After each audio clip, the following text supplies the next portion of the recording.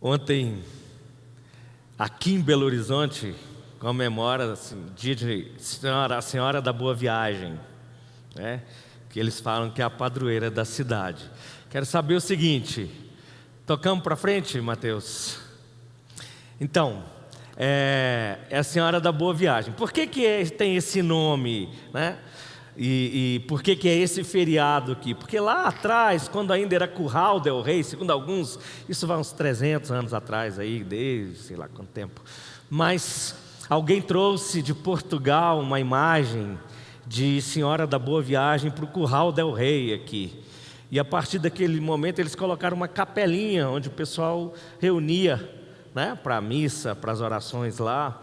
E a partir daquele momento foi consagrando ou homenageando a Senhora da Boa Viagem aqui em Belo Horizonte. Mesmo depois que passou a Belo Horizonte, depois construíram uma igreja maior, não é? Que tem a Igreja da Boa Viagem, o pessoal deve saber onde é. Mas o que tem isso a ver? Não tem nada a ver. O que eu vou falar é o seguinte, na verdade, é essa expressão de boa viagem. Primeiro porque Belo Horizonte era um lugar de passagem, né? Ainda mais naquela época, em todo aquele ciclo que tinha, era um lugar de passagem, o pessoal descansava nesse arraial aqui e ia fazer uma boa viagem. Boa viagem é um negócio que tem a ver com a gente. A gente está sempre querendo fazer boa viagem, ter boas jornadas. E eu acho que assim estava pensando nisso hoje. Ontem, tanta gente celebrando boa viagem e hoje a gente vai meditar em boa viagem. Olha que coisa. A gente quer ter uma jornada feliz na nossa vida. Amém? Nesses dias que a gente está aí sem saber para onde anda, para onde vai, não é? Quem tá certo, qual é o rumo, como é que chega, como é que não chega. Eu e o João, a gente estava conversando há pouco ali, até quando as coisas vão assim, então ninguém sabe. E uma coisa eu quero dizer para vocês, e isso foi destacado aqui hoje o tempo todo, com o que nós cantamos, com o que nós oramos, com o que nós falamos, independente de tempo, de toda a estrutura cultural, política, social, nós estamos no rumo certo enquanto seguimos a Deus. Amém? Para eu ouvir o seu amém aqui, você que está presente aqui, você precisa falar mais alto dessa vez, porque você está com um pano aí, então fale mais alto. E para o pessoal que assistir depois, fale o seu amém aí também. Então olha só, nós vamos falar exatamente sobre essa questão de boa viagem. Esdras capítulo 8, a partir do versículo 21. Livro de Esdras, capítulo 8, a partir do versículo 21. Quero dar uma palavra para quem está em casa, para quem não pôde vir aqui. Muitas pessoas, nós fizemos contato com várias pessoas da igreja, outras pessoas fizeram contato conosco de que não poderiam estar aqui. Quero desejar que Deus abençoe cada um com muita paz, em nome de Jesus, que Deus visite cada casa, cada família, fique em paz, fique tranquilo, que Deus desaloje medo, tudo isso da sua mente, do seu coração, te dê tranquilidade, fé. E te visite nesse momento que você estiver assistindo essa palavra, esse momento com a gente aqui. Vamos ler o texto bíblico, Esdras capítulo 8, a partir do versículo 21. Alguns já me ouviram falar sobre esse texto, eu gosto muito, eu vou explicar sobre o livro já já. Então ali, junto ao rio Ava, proclamei um jejum para nos humilharmos diante do nosso Deus, para lhe pedirmos uma boa viagem para nós, para os nossos filhos e para tudo que era nosso. Porque tive vergonha de pedir ao rei exército e cavaleiros para nos defenderem do inimigo no caminho, porque já lhe havíamos dito, a mão do nosso Deus está sobre todos os que os buscam para o bem deles. Mas a sua força e a sua ira são contra todos os que o abandonam. Assim, nós jejuamos e pedimos isso ao nosso Deus e Ele nos atendeu. Versículo 31, segue assim: partimos do rio Ava no dia 12 do primeiro mês, a fim de irmos para Jerusalém. E a mão do nosso Deus estava sobre nós e nos livrou das mãos dos inimigos e dos que nos armavam ciladas pelo caminho. Vamos orar? Orar para que Deus nos dê compreensão da palavra dEle, da vontade dEle nesse tempo. Faça a sua oração aí agora. Ore pelo momento, ore mesmo. Esse é um momento, como nós colocamos aí para vocês hoje, você está diante da mesa da palavra de Deus. E nós precisamos da iluminação do Espírito Santo para entendermos isso. Vamos orar. Pai nosso bendito, santificado seja o nome do Senhor. Obrigado por nos receber na sua casa, aqui onde estamos, onde estão cada pessoa, onde está cada pessoa nesse momento, seja em casa, seja em outros lugares, reunidos com outros, sozinhos, como estiverem. Obrigado porque o Senhor nos permite comungar com o Senhor nesse dia. Obrigado por esse dia precioso, pela vida, por todo esse momento. Eu oro ao Senhor para que o Senhor nos ajude a compreender a vontade do Senhor para cada um de nós a partir da sua palavra. Oro para que o Senhor nos livre das distrações da mente, da alma.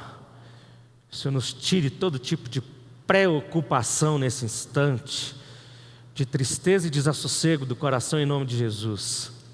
E oro para que o Espírito do Senhor libere sua voz e ela venha de encontro ao nosso espírito em nome de Jesus. Amém. Bom, como eu disse, a gente está falando aqui no livro de Esdras e alguns, como eu disse, alguns já me viram falar desse texto. Eu gosto muito desse texto, dessa passagem, mas eu quero dar uma abordagem diferente. Se alguém lembra de algumas dessas minhas abordagens aí, vai ser um pouquinho diferente de tudo isso. Mas desde o texto que o Ricardo leu aqui na abertura do culto, nós lemos o Salmo 126, né? E a gente está falando exatamente sobre isso, sobre essa chamada de retorno. E a gente quer unir essas coisas. Nós estamos aqui hoje, primeiro, nós não estamos declarando que todas as coisas estão liberadas na cidade, no país, embora a gente tenha liberdade de ir e vir constitucionalmente falando. Mas não é disso que eu estou dizendo. Nós estamos sendo chamados o tempo todo para recomeços, para renovação. O tempo todo a gente está sendo chamado para alguma atitude nova, para momentos novos com Deus, para momentos novos na nossa vida, na nossa existência, nos nossos relacionamentos. Então, quando a gente lê o Salmo 126, que é um dos salmos assim de romagem mesmo, gente que volta do cativeiro cantando, gente que estava em terra estranha, gente que estava com saudade do culto. O Salmo 126 reflete muito isso. Estava com saudade do culto, estava com saudade da reunião, com saudade dessa expressão de louvor cultica, não é? Em nome de Deus e em Deus reunidos. E isso mexe um pouco e tem que mexer um pouco com a gente também, é óbvio, isso faz parte do que a gente está vivendo. Agora, quando a gente chega em Esdras, o livro de Esdras, ele é muito dinâmico. E eu quero dizer uma coisa para vocês, uma sugestão para você, você que está acompanhando, você que está aqui, eu não sei como é que está a sua vida devocional, suas leituras bíblicas. Uma sugestão para essa semana: dê uma boa lida no livro de Esdras, para você refletir no que a gente vai falar aqui. Livro de Esdras, a gente está falando de 10 capítulos assim. Você olha a primeira parte deles, primeiro capítulo até o capítulo 6, você vai ver praticamente o que acontece é o seguinte: vem a palavra de Deus, vem o Espírito de Deus e desperta o rei para libertar o povo, para voltar do cativeiro, para cumprir a palavra que Jeremias tinha profetizado. O profeta Jeremias, no capítulo 25, capítulo 29 de Jeremias, ele profetizou o cativeiro babilônico e falou que depois de 70 anos o povo voltaria. Deus deixaria aquele povo lá 70 anos. E Deus é o seguinte, Deus faz uma promessa. Quando Deus promete, Ele cumpre a palavra dEle exatamente como prometeu. Amém? Deus. Ser humano nem tanto, mas Deus. Ninguém cumpre palavra e promessa como Deus. Ninguém. Então, quando deu o tempo certo, o Espírito de Deus foi lá para que se cumprisse essa profecia, desperta o rei para libertar o povo, para voltar para Jerusalém. E agora eles vão voltar para uma cidade que estava arrebentada, que estava destruída.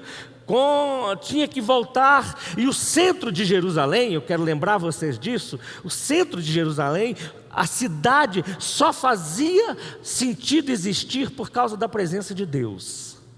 O povo de Deus em si não tinha importância nenhuma. A importância não está no povo, está no Deus do povo. Amém, gente? Ele é muito mais importante do que nós, é ou não é? E era o centro daquilo ali. E Deus tinha deixado que Jerusalém, que o templo tivesse sido destruído, exatamente para dar uma tratada com o povo dele. Porque o povo estava zombando da palavra. Você vai ler no final de Crônicas, segundo livro de Crônicas, lá no final do livro de Crônicas, você vai ver isso. O povo zombava dos profetas e virava as costas para a palavra de Deus. Por causa disso, Deus deixou que esse povo fosse cativo, deixou que destruísse em Jerusalém, deixou que destruísse o templo. E aí acabou, o pessoal vai para o cativeiro, vai para a Babilônia. Eles não são escravos como no Egito, ficam lá 70 anos, lá que surgem as sinagogas, porque eles têm que arrumar lugar para reunir, para cultuar, para orar, mesmo estando em terra estranha. E aí você vai ler isso no Salmo, quando os salmistas dizem que eles estavam em terra estranha, quando eles assentavam às margens do rio da Babilônia e não conseguiam mais cantar como antes. Por quê? Porque eles estavam em terra estranha e tinham saudade do santo templo. E agora eles são despertados. Deus desperta o rei, Deus desperta algumas pessoas para voltar. E aí a gente olha na primeira metade aqui do livro de Esdras, então, a volta do primeiro grupo sobre a liderança de Zorobabel. Eles vão voltar para Jerusalém para reconstruir o templo. E o que Deus coloca é o seguinte: antes de tudo, olha só, porque esse é o princípio que vai de Gênesis a Apocalipse. Antes de qualquer coisa, por isso que você vê Jesus falando no Sermão do Monte. Antes de qualquer coisa, busca em primeiro lugar o quê? Reino de Deus. E Deus estava dizendo o seguinte: antes de qualquer coisa, reconstrua o templo, a minha morada, o meu lugar, a minha casa, o resto eu acrescento para vocês.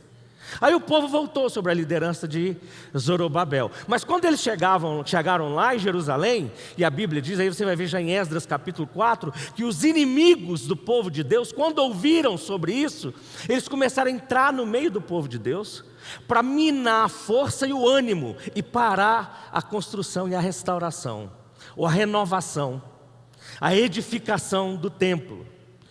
E o que acontece? O povo que estava todo animado, né, de reconstruir o templo, eles aceitam aquela pressão, uma pressão política, uma pressão dos inimigos, uma pressão social sobre eles, uma pressão enganadora. Você vai ler o livro de Esdras que esses inimigos, esses enganadores, eles entram no meio do povo. Eles entram no meio do povo de Deus. E é algo interessante, porque eles chegam e falam assim: olha, nós viemos para trabalhar com vocês. E era estratégia deles, entrando no meio do povo de Deus e diz: nós estamos aqui para ajudar vocês, mas vamos parar essa obra, né? E os líderes de Israel falam: não, vocês não vão participar disso conosco, vocês não têm nada a ver com essa obra é nossa, Deus nos deu para fazer e nós vamos restaurar. Bem, o que acontece é que esse povo acomoda e para a obra. Aí quando chega no capítulo 5 de Esdras, você vai ver que Deus, aqui está falando que aparecem Ageu e Zacarias. Para você entender esses dois nomes do capítulo 5 de Esdras, você tem que dar uma parada aqui e ir ler o livro de Ageu e de Zacarias. Está no capítulo 5, versículo 1. Aí depois você vai entender o resto do livro.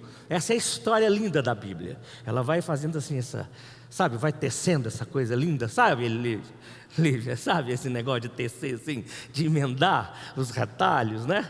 E formar algo bonito, esse mosaico da palavra de Deus. Aparece Ageu e Zacarias e profetizam. Quando você vai lembrar lá do livro de Ageu, que ele fala: o que vocês estão fazendo? Por isso que vocês ajuntam para vocês e vocês não conseguem ter nada, vocês não conseguem satisfação, vocês não conseguem a prosperidade com a qual vocês sempre sonharam. Lembra que ele fala, é como se colocar num saco furado? Lembra disso? Está lá em Ageu. Por quê?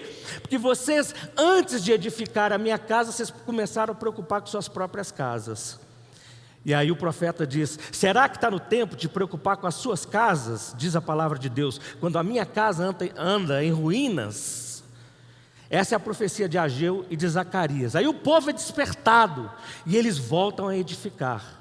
Nós estamos falando já de Esdras capítulo 5, indo para o capítulo 6. Então, eles voltam a edificar o templo. E agora que é edificado o templo, o Espírito de Deus continua despertando. Vai lá e desperta Esdras, E aí nós vamos entrar no capítulo 7 de Esdras. Esdras, que era homem de Deus, tinha o coração voltado para Deus, tinha conhecimento de Deus e tinha uma missão de ir, de edificar o povo de Deus, de ensinar a palavra de Deus, de ensinar a lei de Moisés, que Moisés tinha recebido, para todo o povo de Deus. Ele vai no rei, e aí tem o favor do rei chamado Artaxerxes, né? Ele vai lá no Artaxerxes e fala com ele, e o rei concede a ele tudo o que ele quer. Por quê? Porque o Espírito de Deus já tinha despertado o povo para voltar. Só que agora Esdras vai voltar liderando o povo. Então o primeiro grupo voltou sobre a liderança de Zorobabel, e o segundo povo volta sobre a liderança de Esdras. Esdras vai voltar com esse povo agora, não para reconstruir apenas o templo. Ele vai finalizar algumas coisas do templo, mas para restaurar a espiritualidade, para restaurar o culto lá em Jerusalém. E aí Esdras vai voltar e vai levar utensílios ainda, que Nabucodonosor tinha levado para o cativeiro. Essas coisas são devolvidas. Eu vou falar sobre isso daqui a pouco para vocês, sobre o que tinha de ouro, de prata, os valores que tinham. Mas acima de tudo era aquele povo voltando para cultuar, para adorar Deus, voltar o coração para o Senhor. E naquele momento que eles vão voltar, aí a gente entra no capítulo 8, que nós lemos aqui agora. O que acontece? Esdras conclama aquele povo que vai voltar para Jerusalém, e eles acampam ali 3 dias, perto do rio Ahava, para se preparar para voltar para Jerusalém. Por quê? Porque é uma jornada que não vai ser fácil. Eles têm coisas valorosas, eles têm uma missão de grande valor. Qual a missão? A missão de ir, de acabar nessa restauração do templo, da renovação do templo, e a missão de levar todos os utensílios e colocar cada coisa no seu devido lugar. Aí o que Esdras faz? Esdras chama o povo, e quando ele chama o povo, é interessante, a gente olha o texto aí no capítulo 8, que ele dá falta dos levitas. Porque estava faltando gente para voltar e edificar, para voltar e renovar, para voltar e restaurar as coisas à maneira de Deus. Tudo precisa estar no seu devido lugar. E cada pessoa no meio do povo de Deus tem que funcionar de acordo com o papel específico, com a funcionalidade específica que Deus deu. E ele manda os mensageiros irem lá, eles buscam os ministros, os levitas, eles chegam. Quando eles chegam, eles estão ali. Então é conclamado um jejum. Aí é o texto que nós lemos. Um jejum, diz Esdras, para nos humilharmos perante o nosso Deus. Olha só, nós vamos sair numa jornada. A jornada levou 4 meses de caminhada. Uma jornada de 4 meses. Nós vamos sair nessa jornada. E para essa jornada nós precisamos estar preparados, fortalecidos, protegidos.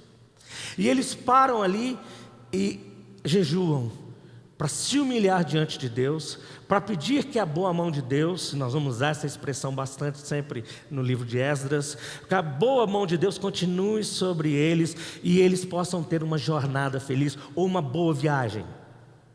Eles possam ter uma boa viagem. Aí o que acontece? Deixa eu pular aqui e a gente volta para aqui já já. Eles vão, e a palavra de Deus diz o quê? Que então eles jejuaram, oraram, pediram isso a Deus, Deus atendeu. Deus desfez tudo, protegeu eles contra as armadilhas e ciladas dos inimigos no caminho, protegeu e atendeu. Eles partiram num mês, 4 meses depois chegaram lá. Quando chegaram lá foi uma festa extraordinária, celebração, louvor.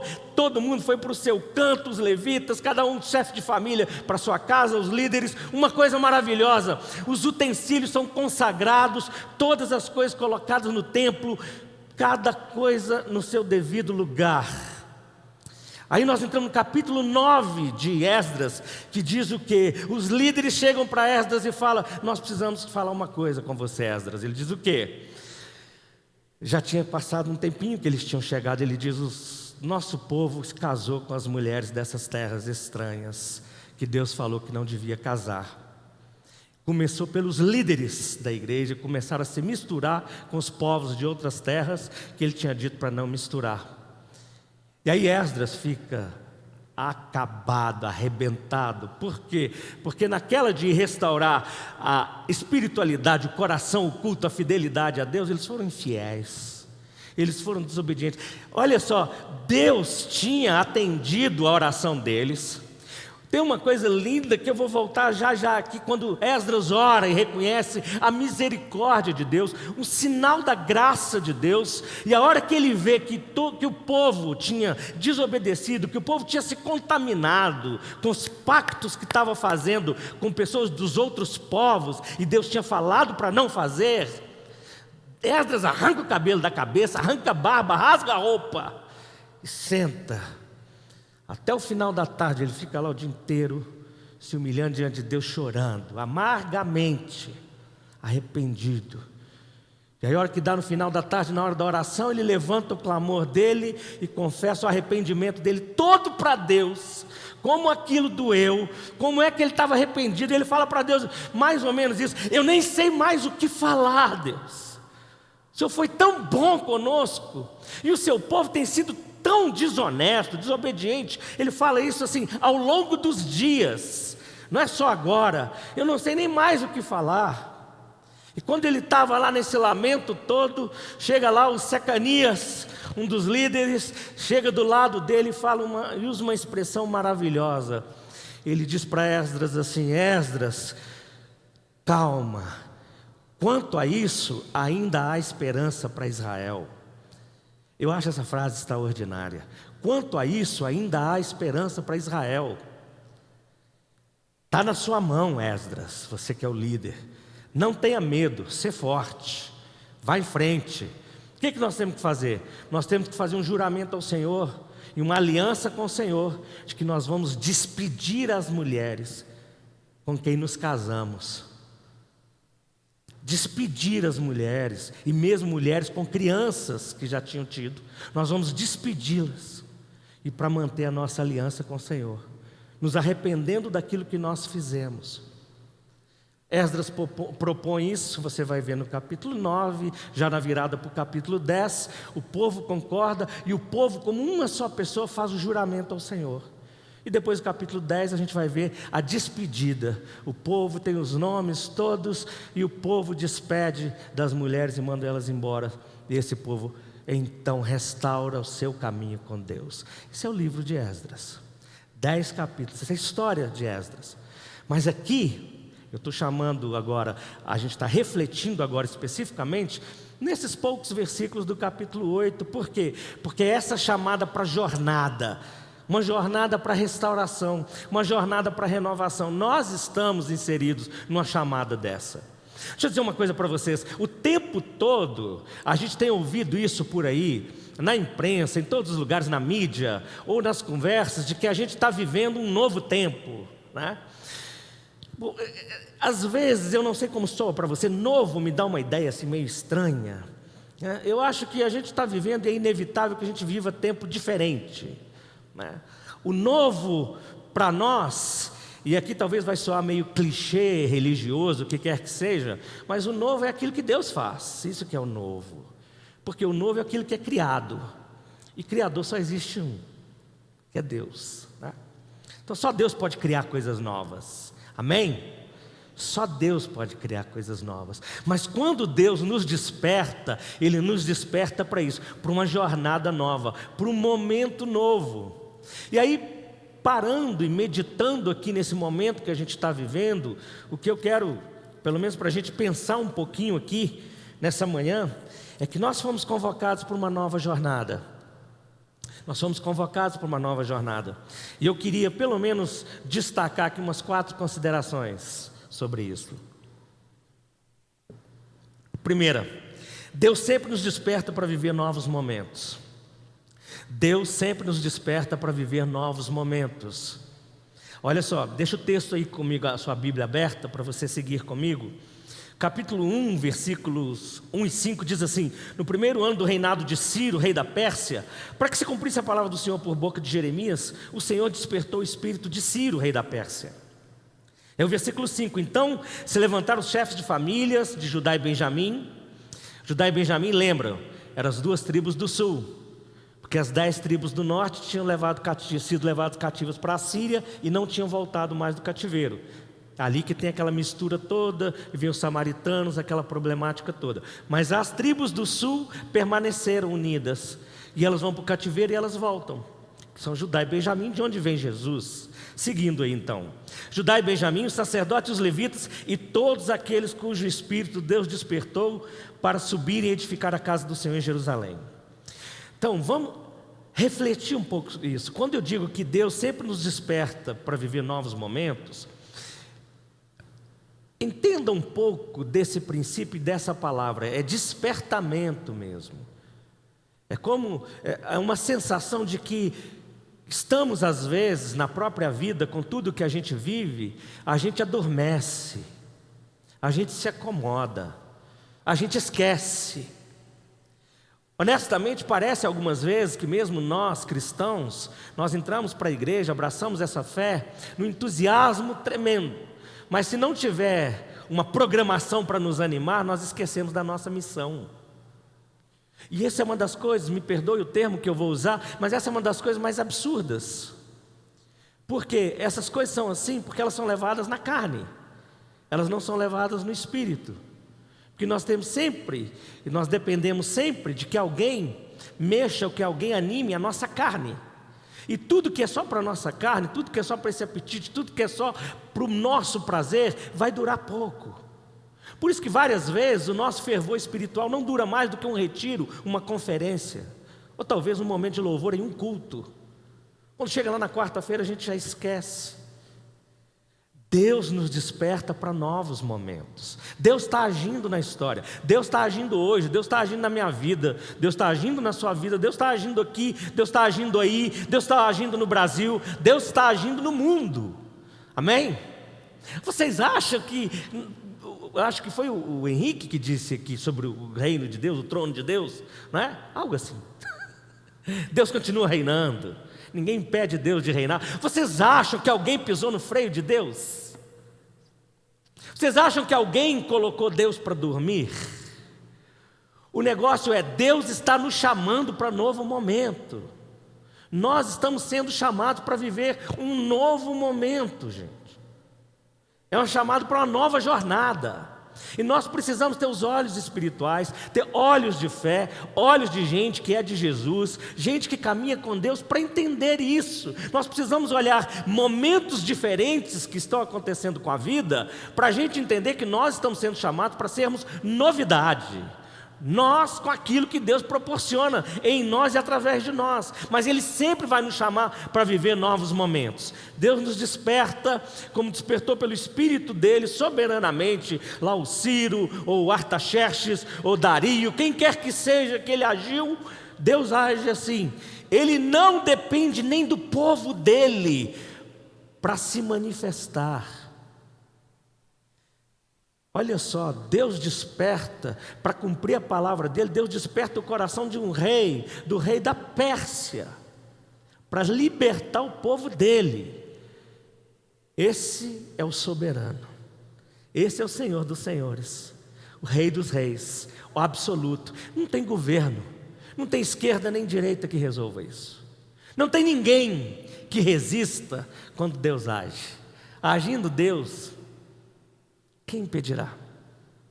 Isso que a gente vai aprendendo, mas Ele nos desperta para momentos novos. Quando Ele vem, o despertamento dEle é o Espírito dEle chamando a gente para uma jornada, é o Espírito dEle chamando a gente para um movimento novo. E eu creio que Deus está fazendo isso nesses dias. Deus está fazendo isso com a minha vida, com a sua vida. Deus está fazendo isso com a igreja dEle, para viver um tempo novo. Porque pense bem, vamos a esse contexto que a gente vive hoje. E eu estou trazendo esse contexto aqui.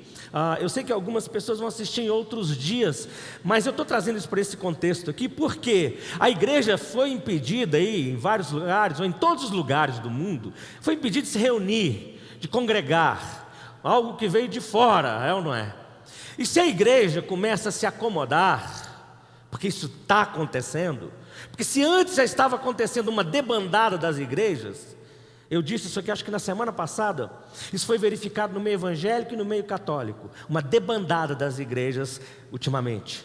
O que é debandada? Tem pessoas que participam de alguns, como são alguns cultos mais animados, as igrejas maiores, mas pouco compromisso de fé, de prática, com a sua religião, com a sua fé para valer. Então, como já estava assim, você imagina agora num tempo em que a gente tem tudo em casa, tudo é delivery, e o sermão chegou nesse momento. O culto chegou nesse momento, né? Então isso tudo vai ajudar para um comodismo, para um acomodamento geral da igreja, da nossa espiritualidade. Deus, na verdade, e creio, Ele está muito mais sacudindo do que colocando a gente para dormir. E a gente precisa entender isso. Por quê? Porque nós somos chamados para uma jornada em que nós vamos ser referência para os outros. E quando a gente olha aqui, por exemplo, no caso de Esdras, o povo de Deus, quando ele conduz essa jornada, quando ele conduz essa turma para voltar para Jerusalém, o que ele faz aqui é algo maravilhoso, porque ele mostra o seguinte: nós fomos na força e na proteção de Deus. Deus cuidou de nós. Deus cuidou de nós o tempo todo. Deus cuidou de nós, e isso está no livro de Esdras. O Senhor cuidou quando a gente estava lá fora, quando a gente estava sendo castigado. O Senhor foi lá e cuidou de nós e não nos abandonou. Então nós podemos seguir a jornada, porque o Senhor não nos abandona. Isso é algo extraordinário, mas é a chamada de Deus, é o despertamento de Deus. E acho que cada um precisa prestar atenção nesse momento. E eu digo isso para vocês, cada pessoa refletir sobre qual o chamado de Deus nesse momento para mim.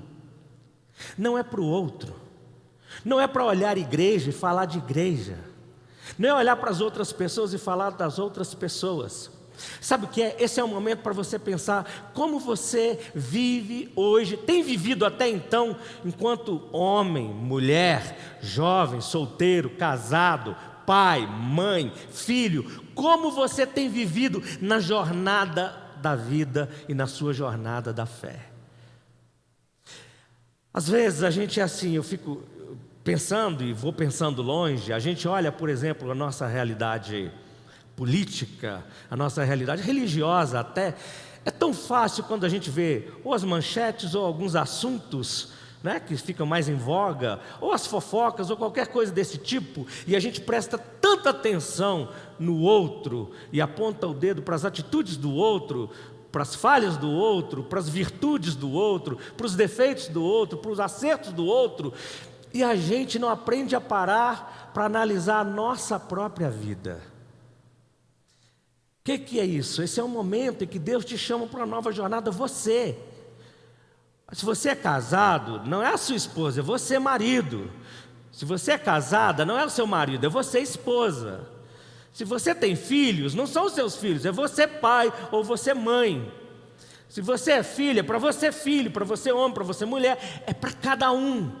É para você pensar como eu vivo os meus relacionamentos, como eu vivo enquanto um solteiro, como eu vivo enquanto um jovem, como eu vivo enquanto um adulto, como eu vivo para Deus, como é que está essa jornada, para onde eu estou indo com o que eu estou fazendo. Porque se Deus não nos despertar, e eu temo muito por isso, nós vamos continuar seguindo a jornada que a gente quer, segundo os nossos planos, seguindo o nosso próprio nariz. E nós vamos ainda querer que Deus abençoe os nossos próprios projetos. Quando nós fomos resgatados, nós cantamos isso aqui de uma maneira profunda. Jesus morreu, tomou a cruz em nosso lugar, para que hoje a gente viva a vida dele. O projeto prioritário na nossa vida precisa ser o dele, não o nosso. Amém? Isso não é coisa para pastor e missionário, isso é para todos os crentes, para todos nós, em todos os momentos. Então Deus nos desperta para viver novos momentos, sempre. Segundo lugar que eu quero compartilhar com você, é que se Deus nos desperta sempre para novos momentos, nosso primeiro movimento precisa ser de entrega e dependência. Nosso primeiro movimento precisa ser de entrega e dependência. E a gente aprende isso aqui nesse texto que a gente leu. Ali no versículo 21, então ali junto ao rio Ahava, proclamei um jejum para nos humilharmos diante do nosso Deus, para lhe pedirmos uma boa viagem, para nós, para os nossos filhos e para tudo que é nosso. Eu gosto de investigar essas coisas, e eu estou andando assim, contra o tempo aqui de certa forma, mas olha, essa expressão, boa viagem, ela tem várias traduções. Mas quando você olha para a expressão hebraica do Derek Yashar, Derek Yashar significa boa viagem ou jornada feliz. Alguém tem jornada feliz na versão da Bíblia aí? Essa seria a melhor tradução, a jornada feliz, é o Derek Yashar. E essa expressão hebraica, Derek, ela não significa só viagem. Ela significa também uma jornada, agora olha só, ela significa um estilo, uma maneira de viver. Ou no sentido figurado, que é muito do hebraico, o hebraico trata muito com a mentalidade imaginativa e de imagem. O Derek significa também a jornada de uma vida, o percurso de uma vida. Então, quando nós estamos falando de boa viagem, não é só sair de um lugar e ir para o outro, nós estamos falando de jornada feliz, é a jornada da nossa existência. Nós precisamos, o primeiro movimento para que a jornada da nossa existência seja feliz, seja próspera, seja bem-aventurada, segundo a palavra de Deus, o primeiro movimento tem que ser esse, de de entrega e dependência. Entrega e dependência, foi isso que eles fizeram. Ele chama eles para se humilharem. E uma das coisas assim que chama atenção é que ele diz assim: eu conclamei o povo para nos reunirmos, para nos humilharmos, a fim de pedirmos a Deus para que tivéssemos jornada feliz. Sabe o que é isso? Humilhar para orar. Humilhar para orar. Nós precisamos urgentemente, nós cristãos, precisamos urgentemente aprender isso. Preparar para a oração. Nós vivemos num tempo, e me perdoe aí os que não gostam de ser lembrados disso, mas o meio evangélico principalmente solta a oração assim, ó. Uma oração sem coração, sem paixão, sem sentimento, sem lágrimas, sem pensar no que está pedindo. Está tão automatizado a coisa, que a gente está tão mecanizada, que a gente solta. Vamos orar, ora aí para que aconteça. A gente vai lá e ora de qualquer jeito. Espera aí, foram 3 dias que eles ficaram acampados em jejum para orar, para pedir, para eles sentirem e assumirem quem eles são, quem eles eram, para pedir. Olha que coisa interessante, quando você vai ler lá nos catecismos dos primeiros séculos da igreja, ou você vai ver isso na Didaquê, você vai ver em outros.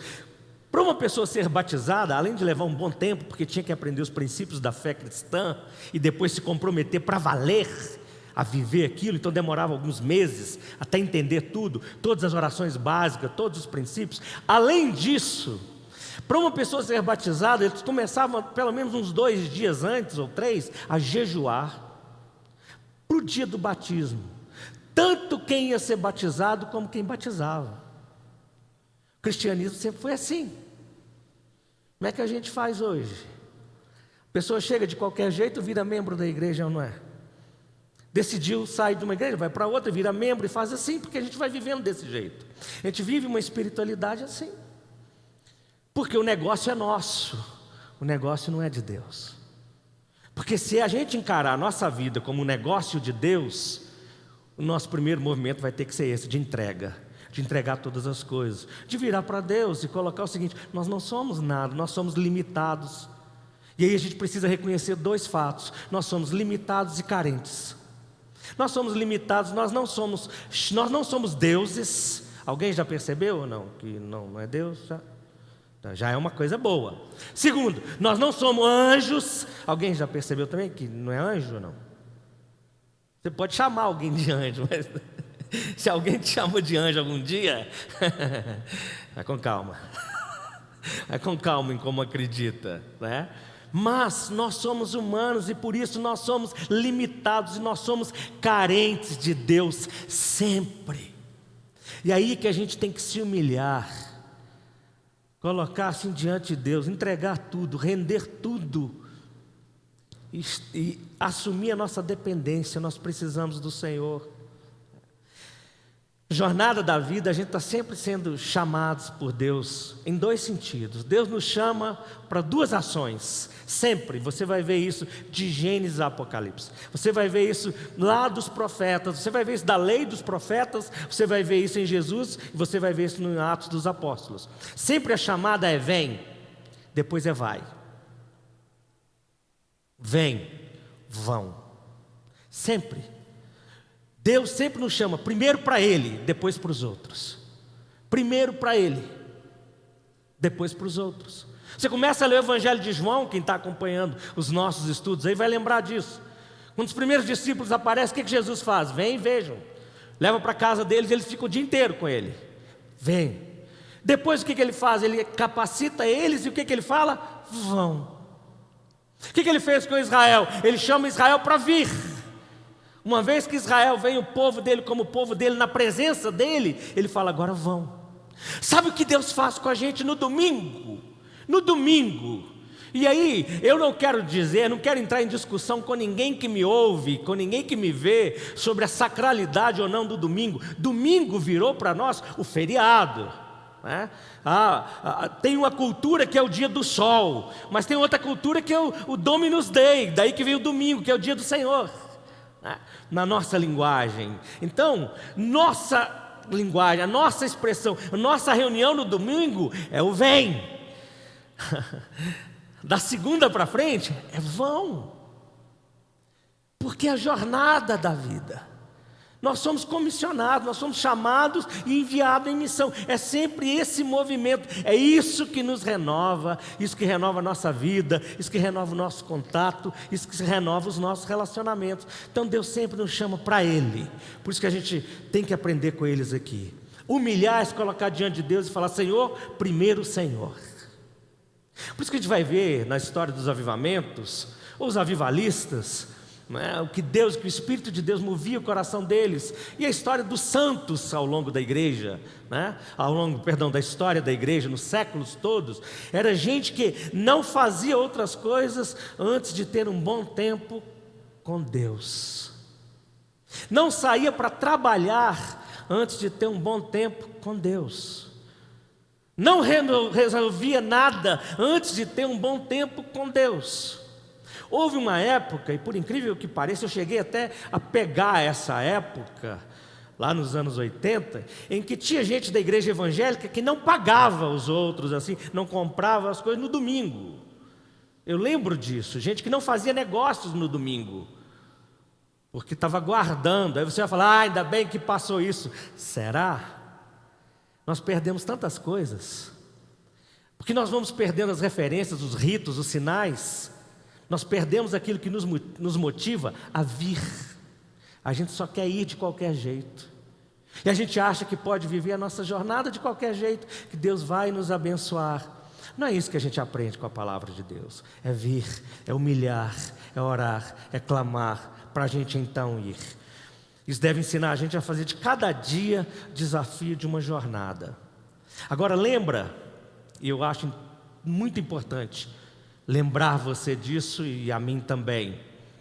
Nós só temos um tempo para uma jornada. Eu sei que fica meio confuso, mas eu vou explicar. Nós só temos um tempo. Hoje. Agora.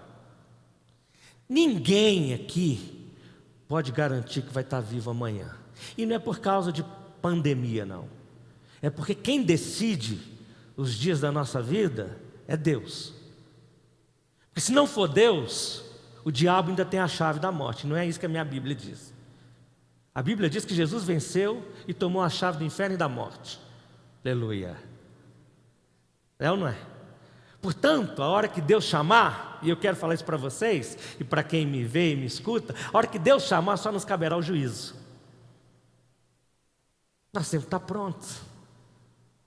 Nós somos chamados hoje para viver hoje. A nossa jornada é hoje. Nós vamos viver de maneira fiel para Deus hoje, não é amanhã, não é daqui a um ano, não é nas próximas férias, não é no outro, é hoje. Hoje, se, como diz Tiago, eu falava isso para o pastor Alcebiades no telefone ontem, né? Como diz Tiago, Tiago diz o seguinte: nós precisamos falar sempre, se Deus quiser, amanhã eu farei isso ou aquilo. Se Deus quiser. Mas isso entrou tanto na nossa linguagem popular que a gente acha que se Deus quiser é uma brincadeira. Não é. Se Deus quiser, morre. Se Deus quiser, vive. Você entendeu? Se Deus quiser, morre pela Covid. Se Deus quiser, morre de dor de cabeça. É assim. ou ele não é Deus. E se não for assim, nós cremos errado, né? Mas esse é o Deus que nós cremos. Bom, gente, deixa eu seguir aqui, porque o nosso tempo está correndo mesmo. Terceiro, nós precisamos manter a coerência da nossa fé. Precisamos manter a coerência da nossa fé. Esse versículo 22 mexe comigo, muito, comigo, com meu coração, com a minha mente, e eu espero que mexa com a sua também, com você que está aqui, você que está ouvindo, assistindo isso. Olha só, Esdras diz assim: tive vergonha de pedir ao rei, exército e cavaleiros, para nos defenderem no caminho. Pausa. O rei tinha chegado para Esdras e falado o seguinte: pede o que você quiser. E lá no texto, você vai ver uma das declarações é que tudo que Esdras pediu, o rei deu. Tudo. E o rei sai dando para ele os decretos dele, para o povo cooperar com tudo e contribuir com tudo, para Esdras ir edificar. O rei dá uma ordem para o povo dele ajudar as pessoas, a quem não tinha, a ter coisas para ir. Olha, Deus, como é que Deus faz as coisas assim? Mas aqui, Esdras agora chega e diz o seguinte: eu reuni o povo para a gente se humilhar e pedir ao Senhor jornada feliz, ou uma boa viagem, porque eu tive vergonha de pedir ao rei exército e cavaleiros, porque eles precisavam de escolta. Segue o texto aí. Porque havíamos dito, já lhe havíamos dito, a boa mão do nosso Deus está sobre todos os que o buscam para o bem deles, mas a sua força e a sua ira são contra todos os que abandonam. Eu tive vergonha de pedir ao rei escolta, proteção do exército, dos militares, de quem quer que seja, porque eu tinha dito para eles que quem cuida da gente é Deus. Eu tinha dito para eles que quem protege a minha vida é Deus. Eu tinha dito para eles que quem determina os dias da minha existência é Deus. Quem me cura é Deus. Esse é o negócio de ter vergonha mesmo, mas é vergonha na cara. Porque Esdras está se portando de uma maneira, uma das expressões mais fortes que eu acho na Bíblia, para mexer com quem diz que crê em Deus. Não importa a sua denominação, você crê em Deus através de Jesus Cristo. Esse é um princípio. Ele diz: eu tive vergonha, porque olha só, era legítimo para ele chegar para o rei e falar: rei, o senhor me deu tanta coisa para levar, e eu vou falar para vocês o valor disso, viu, Gabriel? Vou falar o valor do ouro e da prata que o senhor me deu para levar, que eu preciso de proteção. Porque se eles tinham inimigos, como eu falei aqui antes, eles já tinham inimigos do povo de Deus, e esses inimigos armavam ciladas. Era legítimo chegar para o rei e falar o seguinte: com toda essa riqueza que o Senhor nos deu para levar para Jerusalém, nós precisamos de um exército para proteger a gente. Ele podia fazer isso. Mas antes disso ele tinha declarado para o rei o seguinte: a mão do Senhor está sobre aqueles que o buscam. Então eu tive vergonha. Gente, a coisa, eu brinquei aqui com o Gabriel, porque é o seguinte: quando ele fala que estava nessa posição de vergonha, eu acho que era bem humano e bem legítimo, né, como ser humano, ter esse receio, esse medo.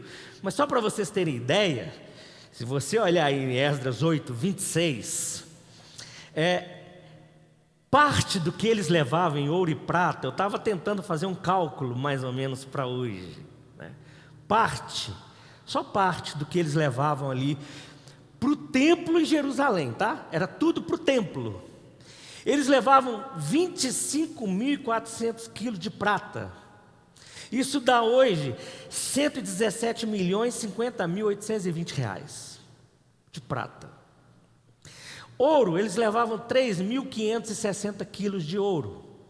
Isso daria hoje 1.198.652.000 reais.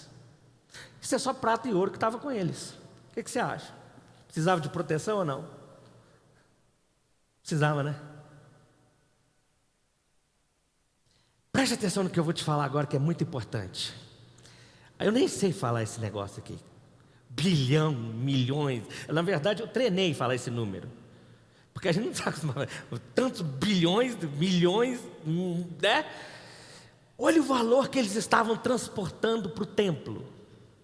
Preste atenção no que eu vou te falar agora, muita atenção. Eles foram despertados para edificar a casa de Deus. Eles tinham utensílios valiosíssimos que valiam bilhões de reais. Eles tinham que vigiar e cuidar daquilo para restaurar o templo. Agora eu te faço uma pergunta que sai lá da boca de Jesus: quanto vale uma alma? Você sabe o valor disso? Porque a palavra de Deus diz que vale mais que o mundo inteiro. Você sabe o que eu estou querendo dizer com isso? Quanto você carrega todos os dias em você mesmo? Você tem noção disso? Qual o valor da sua existência e de quanto você e eu precisamos vigiar? Você tem noção disso? O templo que Deus se manifesta, o santuário do Espírito dele hoje, somos nós. As coisas mais valiosas deviam ser consagradas a Deus, começa com a gente mesmo. Você entende isso? A percepção desse valor? Ou você acha que Deus vai ficar impressionado e que Deus está querendo que a gente construa hoje de novo templos para que os de fora achem lindos os nossos templos com as nossas tecnologias? Esse negócio está fazendo mais mal do que bem. Porque o centro que vale bilhões e bilhões e bilhões e trilhões somos nós, se tivermos Deus, transportando a glória de Deus, Jesus dentro de nós. E nós vamos renovar esse pacto aqui hoje, em nome de Jesus, a partir da ceia. Isso é a seriedade da vida cristã. Isso não é uma brincadeirinha. Nós não estamos passando aqui por acaso, para viver a vida, para reclamar da vida, para ficar como gente chata. A gente está vivendo aqui e mostrando o valor da existência do ser humano para Deus, sobretudo esse em quem Deus habita. Igreja de Jesus, nós somos valiosos por causa dele. Ele em nós tem muito valor, tem grande valor, e a nossa existência precisa ser muito considerada, precisa ser muito avaliada. Isso quer dizer o quê? Nós precisamos ser coerentes com a nossa fé. Se nós falamos que cremos em Jesus, nós cremos em Jesus, amém? Nós falamos que ele morreu por nós, ele morreu no nosso lugar, para que a gente viva a vida dele. Portanto, nós pertencemos a Ele, amém? O que é pertencer a Ele? É que nós somos dele, como diz o apóstolo Pedro, nós somos propriedade exclusiva dele, nós não pertencemos a nós mesmos. Ser coerente com a nossa fé, portanto, é o seguinte: mesmo que doa fazer algumas coisas, nós temos que ser coerentes. Quem cuida de nós não é o Estado, não é o governo, quem cuida de nós é Deus. Nós precisamos entender isso. Quem cuida de nós não é a religião, não são as instituições, e não são as pessoas que compõem instituições nem religião. Quem cuida de nós é Deus, gente. Está muito acima disso tudo, muito acima disso tudo.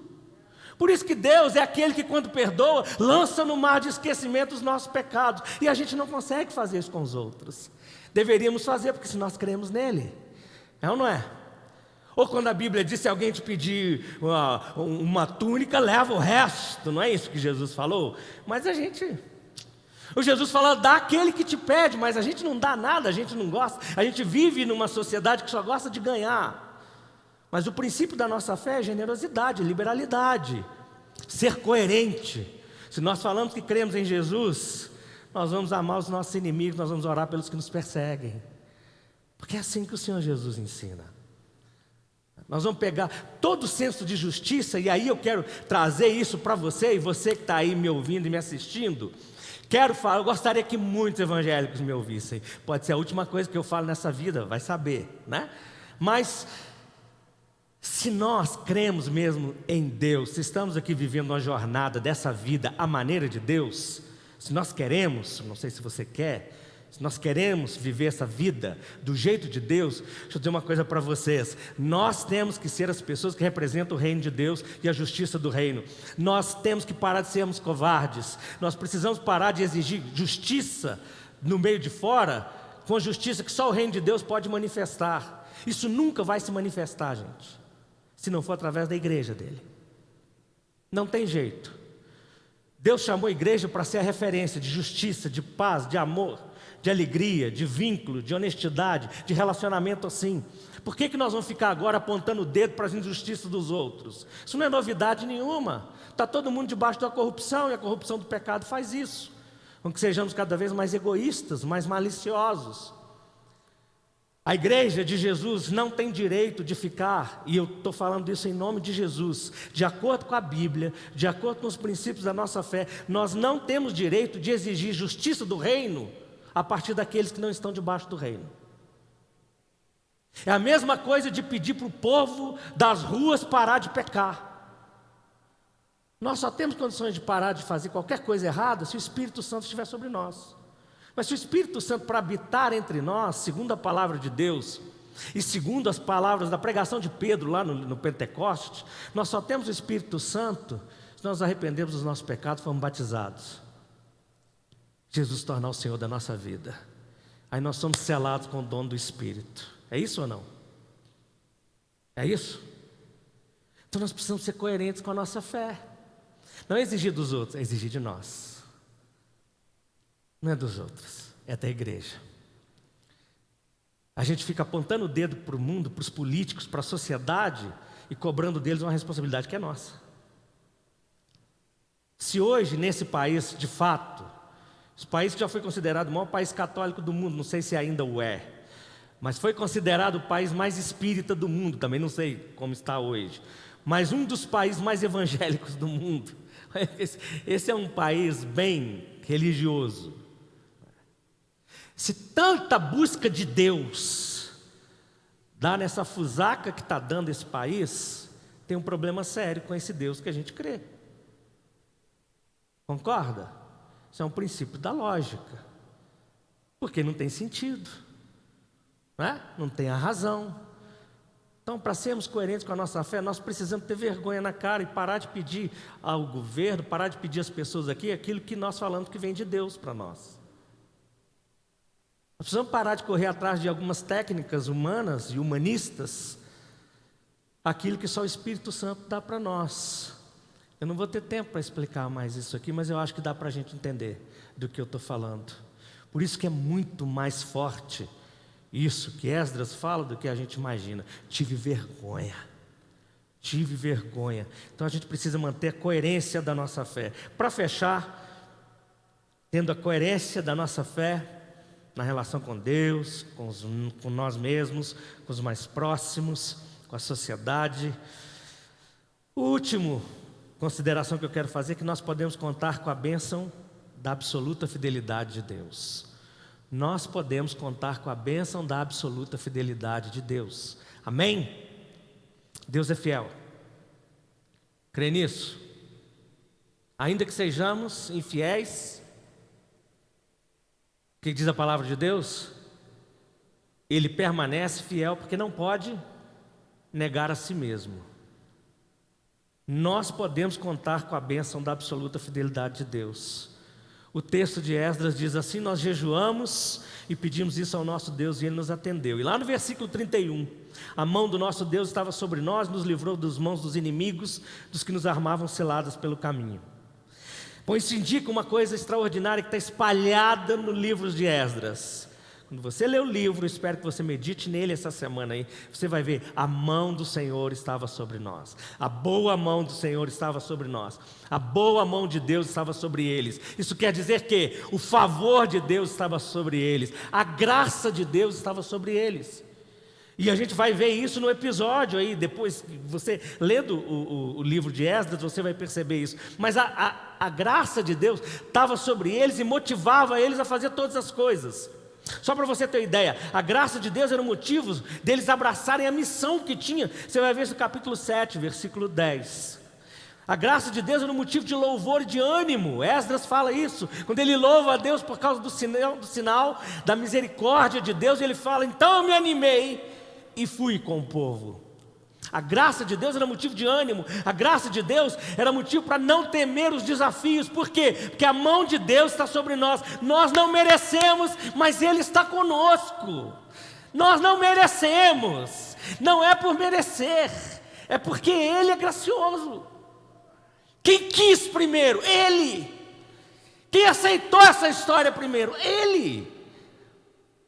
A graça de Deus faz a gente aceitar os desafios da vida. Qual é o desafio da vida? Existir? Exista, para a glória de Deus, debaixo da graça de Deus.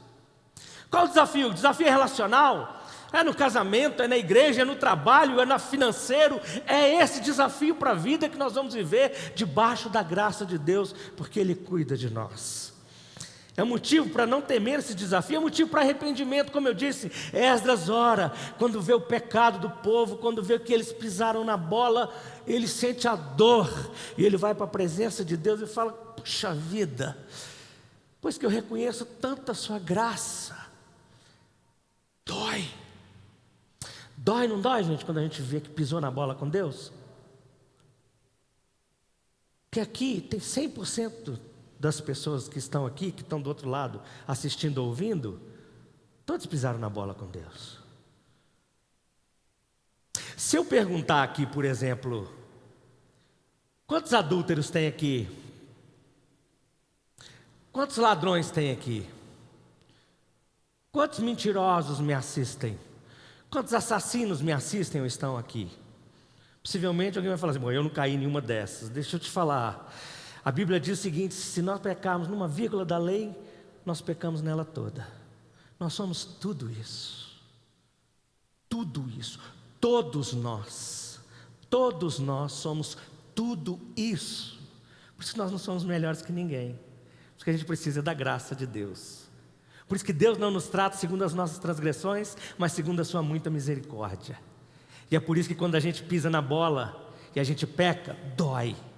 Porque antes de tudo, nós ferimos a graça dele. Esse Deus que foi gracioso com a gente. Bom, e ele é motivo para fazer o conserto e a restauração. Custou o conserto, custou. Você já pensou? Para aquele povo de Deus que estava lá feliz, agora tem o templo, tem o culto, levanta a mão todo mundo cultuando, aquele tanto de ouro e prata que eu acabei de falar aqui, no templo, aquela coisa extraordinária. De repente Deus fala assim: olha, deixa eu dizer uma coisa para vocês. Quando eu protegi vocês no caminho das ciladas dos inimigos, eu sabia quem eram vocês. Eu sabia que vocês iam chegar aqui e iam me esquecer.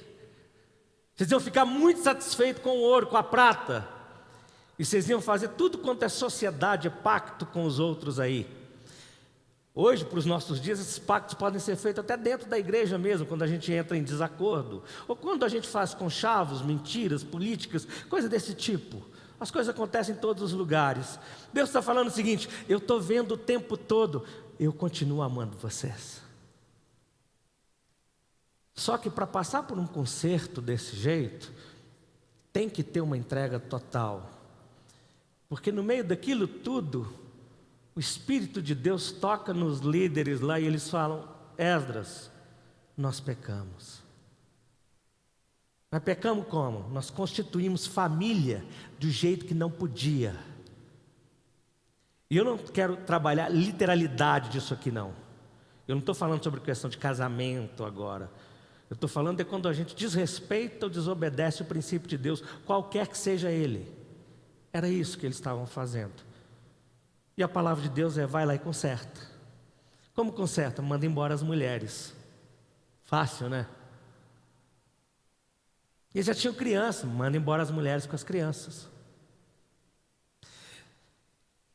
Gente, terceiro retorno do cativeiro foi sob a liderança de Neemias. Por que eu estou entrando com isso aqui agora rapidinho? É porque é o seguinte: lá em Neemias, quando eles constatam o mesmo pecado, aqui a gente vê Esdras arrancando o cabelo e tirando a barba e rasgando a roupa. Neemias é muito engraçado, porque em Neemias arranca o cabelo dos outros. Ele arranca o cabelo dos outros. Fala: é possível que vocês fizerem de novo. Aí ele fala: o meu eu não vou arrancar. Ele arranca o dos outros e dá uns tapas neles. Para consertar às vezes vai custar. Mas nada custa mais do que o sacrifício de Deus que se fez gente, pegou todas as minhas podridões e o castigo que me traz a paz e colocou sobre os ombros dele. Nada custa tanto quanto isso. Nada, nada, nada. Bom, deixa eu dar uma parada por aqui. Nós estamos sendo chamados para uma nova jornada.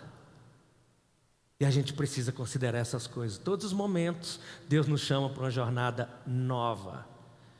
O primeiro movimento nosso tem que ser esse de entrega e de obediência assim, a Deus, submissão, dependência dEle, total. Precisamos meditar seriamente nisso. Se você abraçou a fé cristã, você que está aqui, você que me assiste, você que me ouve, a fé cristã é coisa séria e sagrada, é santíssimo. É santíssimo. Ser cristão é sagrado. Nós não vivemos como qualquer pessoa desse mundo. Nós precisamos voltar às nossas práticas, a reconstruir os nossos altares devocionais. Sabe o que é isso? A gente precisa aprender a jejuar, a orar para valer. Precisamos aprender a cuidar dos outros. Como diz o Sermão do Monte, Jesus ensina isso. A gente precisa aprender a orar, a jejuar e a dar as esmolas, a ajudar os necessitados. Não está lá isso? Está lá em Mateus capítulo 6, não está? Está lá no Sermão do Monte. Nós precisamos voltar, porque senão nós não vamos ter jornada feliz que representa Deus. Nós vamos ficar por aqui passeando. E aí eu tenho uma coisa para falar para vocês. Pode ser que a gente não chegue ao céu. Desculpe eu falar isso para vocês assim. Mas pode ser que a gente esteja só brincando, achando que a gente é de Deus, porque a gente concordou com alguém de que nós somos salvos. Concordar com os outros de que nós somos salvos não nos leva para o céu. O que nos leva para o céu é sermos convertidos, sermos de Jesus.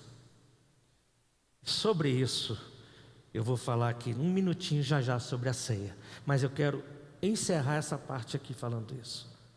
Nós estamos sendo chamados para vivermos, para atravessarmos essa vida, para existirmos nessa jornada, como povo de Deus, em nome de Deus. Você que está aqui hoje, nessa manhã, Deus está chamando a gente para renovar essa caminhada nossa com Ele. Para você que está me assistindo, para você que está me ouvindo, Deus tem um chamado específico, mas a decisão é sua. E a responsabilidade é sua. Quando Secanias chegou para Esdras, ele disse para ele: essa responsabilidade é sua. Você decide. Vamos orar? Deus, mais uma vez nós oramos ao Senhor, diante de tudo que refletimos aqui na sua palavra. E tantas coisas para a gente pensar, meditar, aprender, agir, reagir.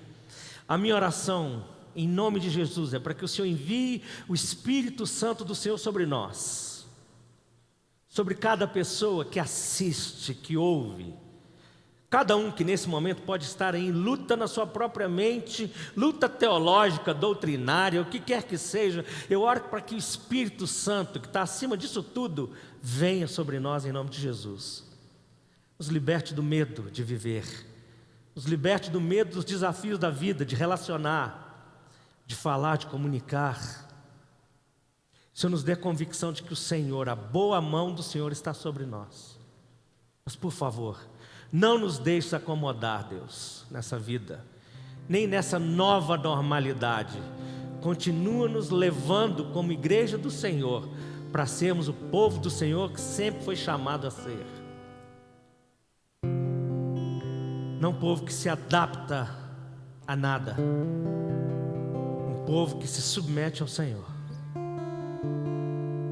Por favor, eu oro para que o Espírito do Senhor visite cada um desses que lutam nesses dias em várias áreas da vida, seja na área emocional, física, seja relacional, seja espiritual, seja financeira.